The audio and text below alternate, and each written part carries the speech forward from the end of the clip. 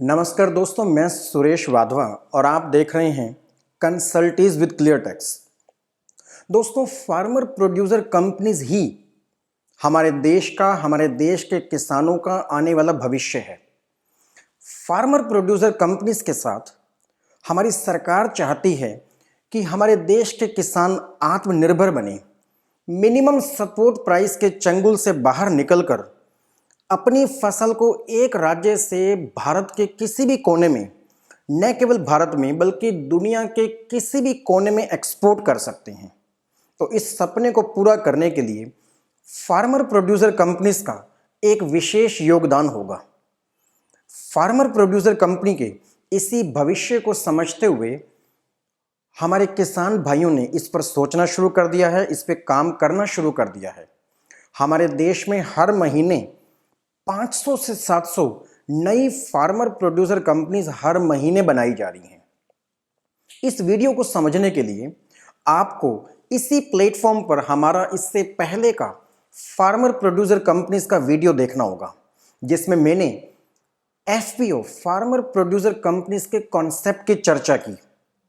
Farmer producer company क्या है, इसे कैसे बनाया जाता है, ये आप जान सकते हैं इसे पिछले वीडियो में।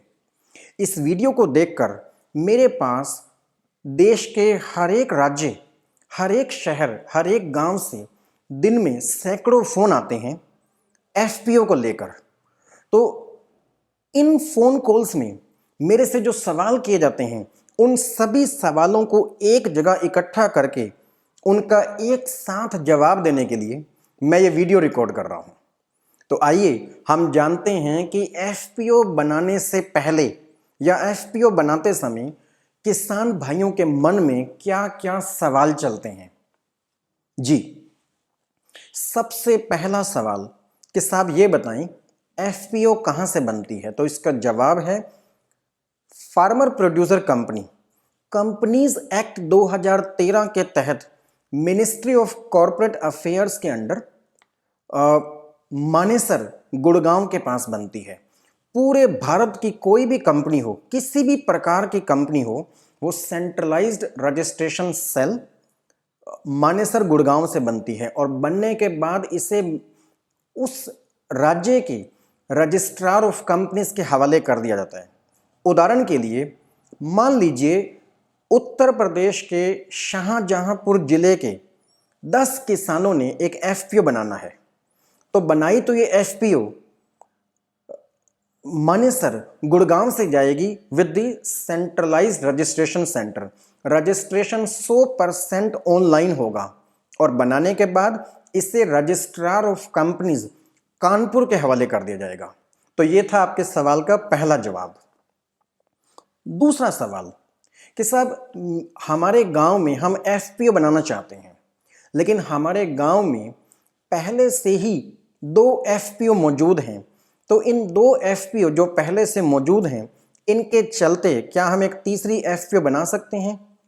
तो इस पे मेरा जवाब है हाँ, इस पे किसी प्रकार का कोई प्रतिबंध या कोई कानूनी अड़चन नहीं है। मैं ये मानता हूं कि एफपीओ हर एक परिवार में बनाई जा सकती है। एक गांव में 50 एफपीओ भी हो सकती हैं, 100 एफपीओ भी हो सकती हैं। एक परिवार में मान लीजिए 10 सदस्य हैं और 10 के 10 सदस्य ये साबित कर सकते हैं कि वो किसान हैं, तो एक परिवार के 10 सदस्य भी एक एफपीओ बना सकते हैं। तीसरा सवाल कि साहब मेरे नाम पर कोई जमीन नहीं है, मैं किसान हूं, लेकिन जमीन मेरे पिताजी के नाम पर है या हमारे पुरखों के नाम पर है, तो मैं कैसे साबित करूं कि मैं एक किसान हूं? तो एफपीओ बनाने के लिए, एफपीओस को प्रमोट करने के लिए आजकल हर राज्य सरकार ने अपने हर जिला कृषि अधिकारी को ये निर्देश दिए हैं कि यदि 10 किसान चलकर आपके पास आते हैं, तो ये जिला कृषि अधिकारी इन 10 के 10 किसानों को अपने आप को संतुष्ट करके, जिला कृषि अधिकारी गांव, शहरों, कस्बों में एक एक व्यक्ति को व्यक्तिगत तौर पर जानता होता है, या आपके पास ये साबित करने के लिए कि आप कैसे किसान हैं, आप जिला कृषि अधिकारी को दिखाएं। यदि जिला कृषि अधिकारी आपसे सहमत है, आपके द्वारा दिए गए तथ्यों से संतुष्ट है, तो ये जिला अधिकारी, जिला कृषि अधिकारी अपने लेटर हेड पर एक पेज पर 10 के 10 किसानों को प्रमाणित कर सकता है कि हाँ, ये किसान हैं और ये एफपीओ बनाने के लिए पूरी तरह से योग्य हैं। बस उस एक पत्र के लेटर को आप एफपीओ बनाने के लिए इस्तेमाल कर सकते हैं। तीसरा सवाल कि साहब, क्या एफपीओ बनाने के लिए सभी के सभी किसान एक ही गांव से होने चाहिए? तो इसका जवाब है नहीं, ऐसा बिल्कुल भी नहीं है। एफपीओ बनाने की जो एक शर्त है वो ये है कि एफपीओ बनाने के लिए 10 किसान होने चाहिए। ये 10 किसान देश के किसी भी कोने से हो सकते हैं। 10 किसान 10 अलग अलग राज्यों से हो सकते हैं, 10 अलग अलग शहरों से हो सकते हैं, 10 अलग अलग गांवों से हो सकते हैं, एक गांव के 10 के 10 किसान हो सकते हैं। किसी भी प्रकार से एफपीओ बनाने के लिए 10 किसानों को इकट्ठा होना है। अगला सवाल कि साहब ये बताएं, एफपीओ बनाने से होगा क्या? तो इसका जवाब ये है, फार्मर प्रोड्यूसर कंपनी बना लेने के बाद, फार्मर प्रोड्यूसर कंपनी बना लेने के बाद ऐसा नहीं कि रातों रात एक किसान की किस्मत बदल जाएगी, ऐसा नहीं होने वाला। बल्कि किसानों को इसमें व्यापारियों की तरह सोचना है। अपने उत्पादन में, अपनी फसल में, अपने माल को बेचने में कुछ नया इनोवेशन करना है। किसान जो फसल उगा रहे हैं उसको देश के अलग अलग राज्यों में या दुनिया के किसी भी कोने में एक्सपोर्ट कैसे किया जाएगा, इस पर आपको एक बिजनेसमैन की तरह ध्यान देना है। अपने माल में आपको इनोवेशन करनी है, मार्केटिंग पे ध्यान देना है। तो 10 लोगों की जो एक किसानों की टीम है, या आगे चलकर एफपीओ में 100, 200, 500, 1000, एक एफपीओ में कितनी भी संख्या में किसान जुड़ सकते हैं। एफपीओ में जुड़ने वाला हर एक सदस्य केवल किसान ही होना चाहिए। तो एफपीओ में आपको खेत में फसल उगाने से आगे सोचना है कि उस फसल को बेचा कैसे जाएगा, कहाँ बेचा जाएगा, उसकी मार्केटिंग कैसे होगी, उसकी पैकेजिंग कैसे होगी, हमारी ब्रांडिंग कैसे होगी। तो अगर आप इस बात पर सोच सकते हैं तो यकीन मानिए आप एक अगली अमूल जैसी कंपनी खड़ी कर सकते हैं। जी, अगला सवाल, एफपीओ बनाने के लिए क्या क्या डॉक्यूमेंट्स आपको चाहिए? तो एफपीओ बनाने के लिए 10 किसानों के पैन कार्ड, 10 किसानों के election card, latest updated bank statement या कोई भी यूटिलिटी बिल जो बिल्कुल एकदम नया है। आप किसी पुराने दस्तावेज को यूज नहीं कर सकते। मान लीजिए एफपीओ बनाने के लिए जिस जिस जिस एड्रेस पे एफपीओ बनाया जाएगा उसके लिए आप एक बिजली का बिल पेश कर रहे हैं उस एड्रेस को साबित करने के लिए। तो ये बिजली का बिल बिल्कुल जैसे हम इस महीने दिसंबर 2020 के महीने में हम एक एफपीओ बना रहे हैं, तो दिसंबर के महीने का ही बिजली का बिल लगाएं। आप 8 महीने 10 महीने पुराना बिजली का बिल इस्तेमाल नहीं कर सकते अपने एड्रेस को साबित करने के लिए। अगला सवाल कि साहब ये बताएं, ये एसएफएसी क्या है और एफपीओ बनाने के बाद एसएफएसी या नाबार्ड से कोई वित्तीय मदद मिल सकती है क्या? तो जी हां, फार्मर प्रोड्यूसर कंपनीज को ट्रेनिंग देने के लिए, प्रमोट करने के लिए, इनको एम्पावर करने के लिए 2 प्रकार की संस्थाएं हमारे देश में काम करती हैं। Number 1 SFAC, ministry of agriculture के अंडर, कृषि मंत्रालय के अंतर्गत एक संस्था आती है जिसे हम small farmer agri business consortium के नाम से जानते हैं। यह संस्था एफपीओस को प्रमोट करने के लिए 2 प्रकार से मदद करती है। नंबर 1 इक्विटी ग्रांट देकर। इक्विटी ग्रांट क्या है कि एक फार्मर प्रोड्यूसर कंपनी को 15 लाख रुपए तक की वित्तीय मदद दी जा सकती है अगले 3 सालों में और 2 किश्तों में। तो इसे इक्विटी ग्रांट कहा जाता है। इसके लिए आपको एसएफएसी से ही संपर्क करना होगा। सारा का सारा प्रोसेस एसएफएसी की वेबसाइट पे ऑनलाइन दिया हुआ है, आपको ऑनलाइन ही आवेदन करना है।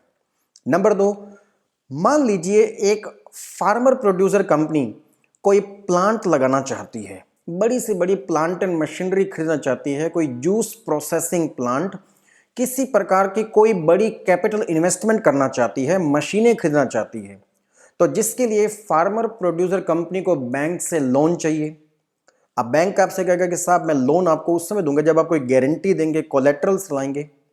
तो एफपीओस को प्रमोट करने के लिए एसएफएसी यदि चाहे तो एसएफ होगा क्या, किसानों वाली कंपनी बैंक से लोन लेगी, उस लोन की गारंटी 1 करोड़ रुपए तक के लिए गए लोन की गारंटी एसएफएसी एफपीओ के बिहाफ पर बैंक को दे सकती है। तो इन 2 प्रकार से एसएफएसी फार्मर प्रोड्यूसर कंपनीज की मदद करती है। इसकी और जानकारी के लिए आप एसएफएसी की वेबसाइट पे ही जाएं। इसी प्रकार से नाबार्ड देश के अलग अलग राज्यों में एफपीओ से जुड़े किसानों की ट्रेनिंग के लिए, उनको प्रमोट करने के लिए कुछ वित्तीय मदद प्रदान करता है, जिसके लिए आपको अपने जिले अथवा राज्य के नाबार्ड अधिकारी से ही मिलना होगा। तो इन सभी सवालों के जवाब के बाद हम चर्चा करेंगे कि एफपीओ कैसे एक सक्सेसफुल एफपीओ बनाई जा सकती है। देखिए, एफपीओ बनाने के बाद, एफपीओ आप बना लेंगे, बनाने के बाद हमें यह देखना होगा कि ये चलेगी कैसे। एफपीओ बनाने का विचार 10 किसान आपस में मिलकर चर्चा करें, अपने अंदर एक नेतृत्व की क्षमता पैदा करें और एफपीओ बनाएं। बनाने के बाद आपको अपनी अपनी जिम्मेदारियों को बहुत ही खूबसूरती के साथ निभाना होगा। जैसे बड़ी बड़ी कंपनियां चलाई जाती हैं रोल्स एंड रिस्पॉन्सिबिलिटीज को तय करके, ठीक इसी प्रकार किसानों वाली कंपनी में जैसे कि 10 सदस्य होते हैं शुरुआत में, या 5 डायरेक्टर होते हैं। यदि 5 डायरेक्टर अपना अपना स्किल सेट लगाएं, कोई फसल को उगाने में बहुत बेहतरीन है, कोई माल को बेचने में बहुत बेहतरीन है, कोई ब्रांडिंग पैकेजिंग में बहुत बेहतरीन है, कोई लिखने में, पत्राचार करने में बहुत बेहतरीन है, तो जब ये टीम एक साथ काम करेगी तभी एफपीओ सक्सेसफुली काम कर पाएगा। तो ये कुछ सवाल थे जिनका जवाब मैंने आज इस वीडियो के माध्यम से दिया है। अब आप अपने गांव में, अपने कस्बों में एफपीओ बनाने के विचार की एक कल्पना करें।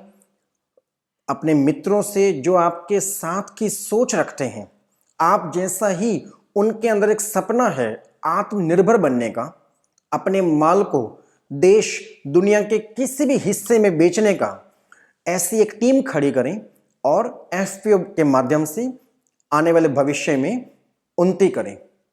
तो मैं समझता हूँ ये वीडियो आपके बहुत काम आया होगा।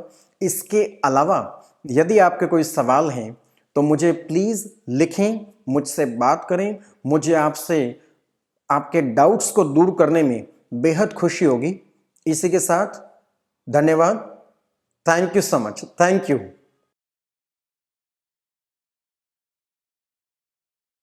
अगर आप जीएसटी डिटेल में सीखना चाहते हैं तो फिर आप हमारा कोर्स उसके लिए ज्वाइन कर सकते हैं। हम अपने कोर्स को अपडेट कर रहे हैं, यानी कि जो नए रिटर्न्स हैं 3B के अंदर जो चेंजेस आ रहे हैं वो सब भी हम उसके अंदर इनकॉर्पोरेट कर रहे हैं डिफरेंट सेशंस के थ्रू, और जो कुछ रिसेंट नोटिफिकेशंस आए हैं उनको भी, साथ ही जो इंपॉर्टेंट केस लॉज अभी तक चल रहे हैं उनको भी हम उसके अंदर कवर करते हैं डिफरेंट सेशंस के थ्रू।